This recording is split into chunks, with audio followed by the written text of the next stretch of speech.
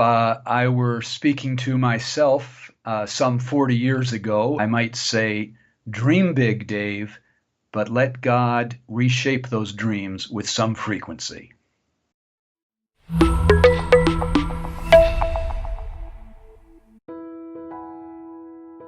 My name is Dave Cornfield. I'm with OC International, One Challenge International, and I work with the World Evangelical Alliance as their coordinator of their Pastoring of Pastors task force. It's the passion in my heart, the calling God has given me. I like the 6-word theme, healthy pastor, healthy church, healthy city.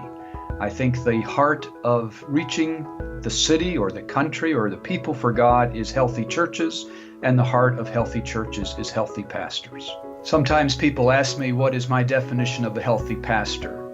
I think at its heart, it's a pastored pastor, a person who walks in community, who walks in fellowship, who is carried, covered, discipled, mentored, doesn't live alone.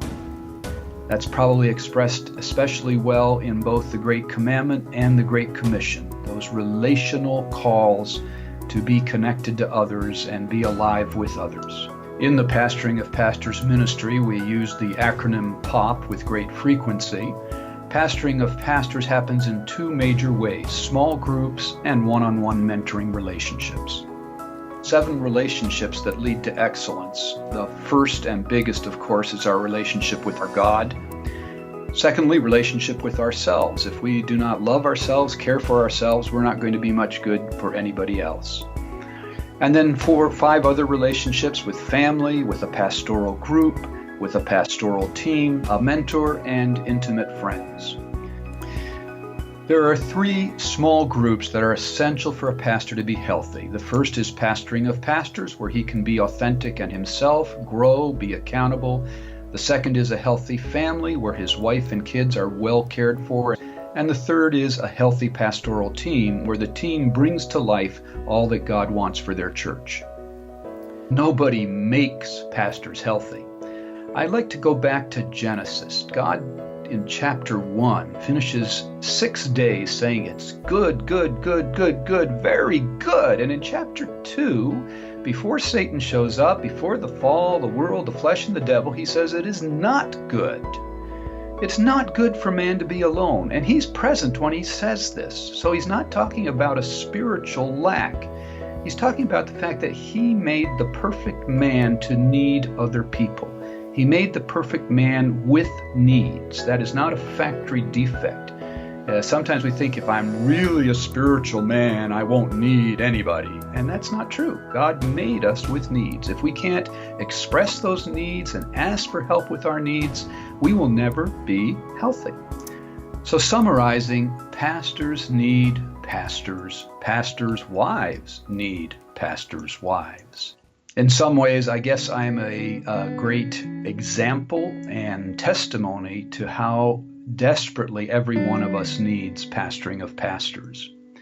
I was ordained literally 40 years ago, and in those 40 years, I had 1.5 years when I was not under a pastoral care structure or person in some fashion. During those 1.5 years, I lost the church that I'd founded, I lost that ministry, the church self-destructed, and I went into 5 years of depression. That's a fairly expensive cost for stepping out or not having the kind of spiritual guidance and help that we each need. And so I resolved never again. So the rest of my life, I've had ups and downs. I'm a dreamer and a visionary, and that means that I'm vulnerable to depression. When my dreams crash, I go into depression. I've had 5 major depressions. But in each of them, God has brought me pastoral people who have strengthened, encouraged, nurtured, and brought me through. God has done, I think he's worked overtime in doing some major breaking in my life. When we train pastors, we say the number one thing they need to learn to do is tell bad stories about themselves. They need to learn to share where they've hurt, where they've struggled, where they've had marital conflicts, where they've had temptations. Because as we do that, other people say, oh, I could talk with him. And other pastors say that about me as I share my issues and struggles. My last major depression began in December of 2008. My daughter, Karis, came out of the hospital and went back in the next day. She's done that dozens of times.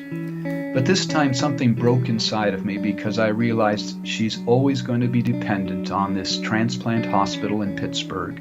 That means my wife, Debbie, will never return to Brazil. I need to leave Brazil.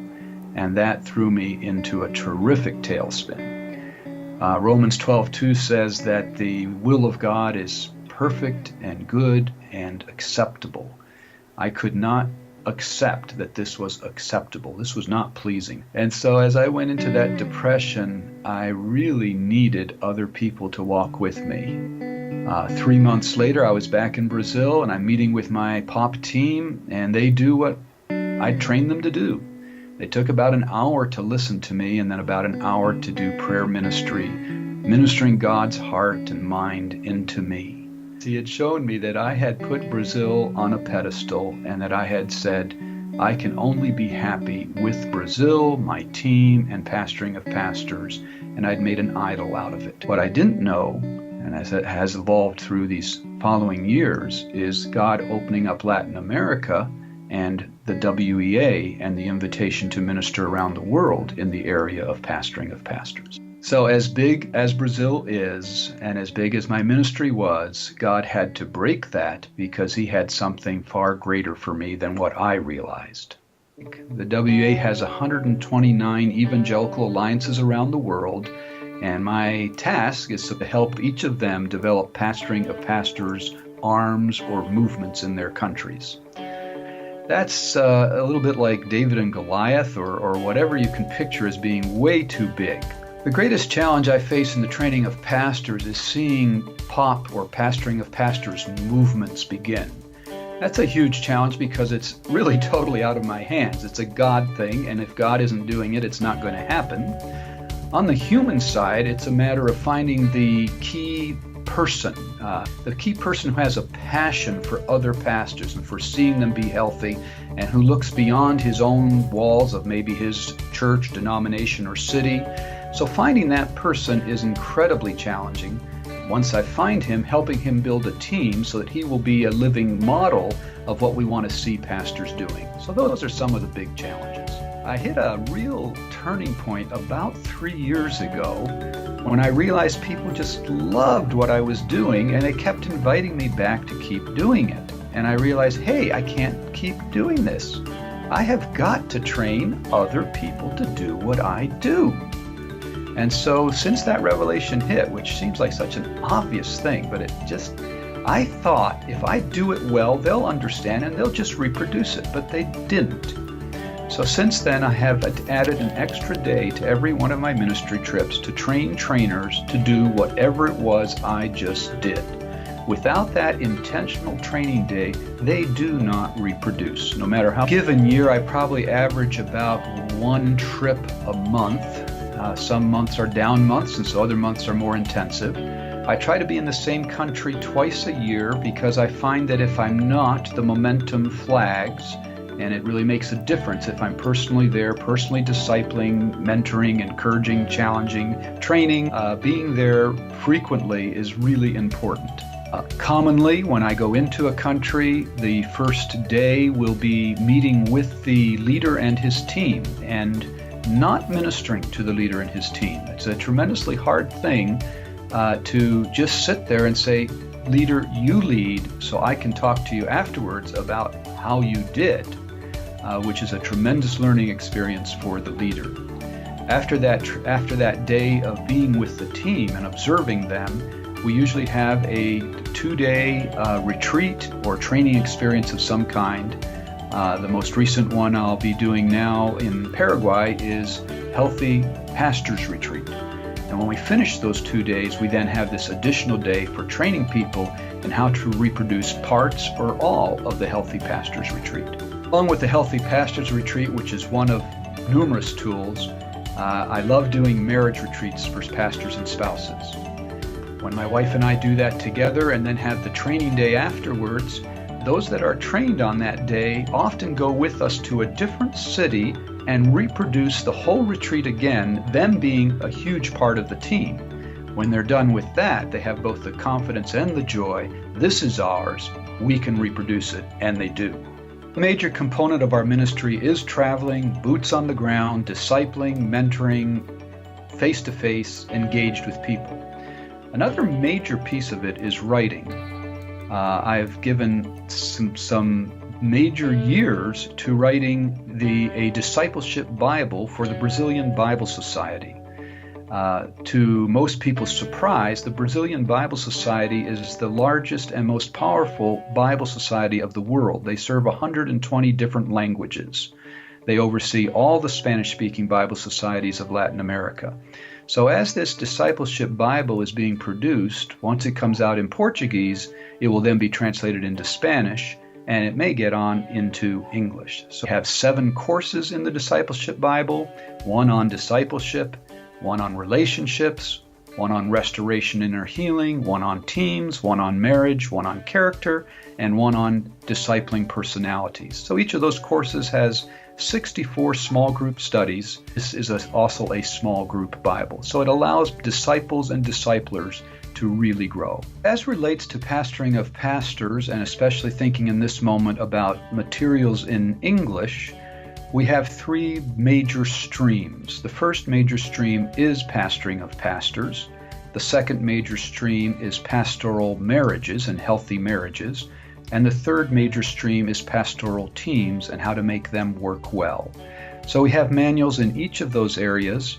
I try to work in one area for 2 years, and as that really takes hold, then we're ready to move on to another area. I learned that if I move on after 1 year, people haven't actually integrated the first year and they leave it behind as we go rushing on to something else that's new and exciting and wonderful. As people ask me about languages, everything I've done began in Portuguese, moved to Spanish, now is coming into English as I work in West Africa. And because of West Africa being so strongly French, it is also moving into French. So we have those 4 major languages as POP materials and POP expression. People ask, how many pastors do I train? In some ways, that number is a very hard number to get a handle on because I train trainers and then they reproduce in circles that I don't even always hear about. And then I have books and manuals that just go all over the place, and a lot happens through those things. But a number that's really important to me is how many pastors do we actually have in pastoring of pastors groups. It's really easy to do training events. You can say I've got 16,000 or whatever that have come through such and such events, but it's an entirely different thing to say how many people have a changed lifestyle where they actually walk in pastoring of pastors lifestyle. So this last year, that number would be approximately 1,200 pastors. And this coming year, kind of finishing up 2017, we hope to see that double and then double again in 2018. I am passionate about training of pastors for both quality and quantity. Quality because we pass on our life in Christ, and quantity because as I think of 2 Timothy 2:1 and 2, I see it multiplying out to at least 4 generations. Pastoral training is vital because every pastor is the ceiling for his church's growth. If he keeps growing, the church will too.